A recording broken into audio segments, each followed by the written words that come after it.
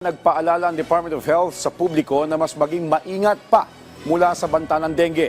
Ito ay sa harap ng pagtaas ng mga kaso nito sa ilang lugar sa bansa tulad na lang sa Quezon City na nagdeklara na ng dengue outbreak. Ayon kay DOH Spokesperson Assistant Secretary Dr. Albert Domingo, umabot na sa higit 28,000 ang naitalang kaso ng dengue mula January 1 hanggang February 1. 40% na mas mataas kumpara sa kaparehong panahon noong nakaraang taon. Paliwanag pa ng opisyal, nakaapekto dito ang mga pag-ulan na dulot ng iba't ibang weather systems. May epekto din anya ang climate change sa pagbabago ng behavior ng mga lamok na may dala ng dengue virus. Kaya payo ng DOH sa publiko magsuot ng protective clothing, gumamit ng mosquito at sirain ang breeding grounds ng mga lamok. Huwag din anyang babaliwalain kung tatamaan ng lagnat at maging alerto sa iba pang warning signs ng dengue tulad ng pagdurugo ng gilagid, pamamantal, at pag-iba ng kulay ng dumi.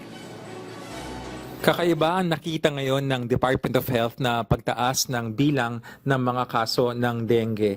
Pangkaraniwan dapat mga bandang June onwards pa lang kung kailan tag-ulan ang pagtaas. Ngunit ngayon pa lang as of February 1, 2025, nakapagtala na tayo ng 28,234 na kaso. Kumpara nung nakaraang taon mula January 1 hanggang February 1, mas mataas po ito ng 40%. Para paalalahanan ang mga nakakaramdam ng may lagnat na mataas ang temperatura, 40 degrees pataas, o kaya mga pananakit ng ulo at pananakit ng tiyan na kumonsulta ng maaga para maagapan. Wala pong gamot laban sa dengue, ngunit ang mga simptomas tulad ng panghihina at tulad ng lagnat ay nabibigyan ng lunas sa tamang paraan sa ospital kung kinakailangan. Pwede nating maiwasan ang pagkamatay basta tayo ay sumangguni ng maaga.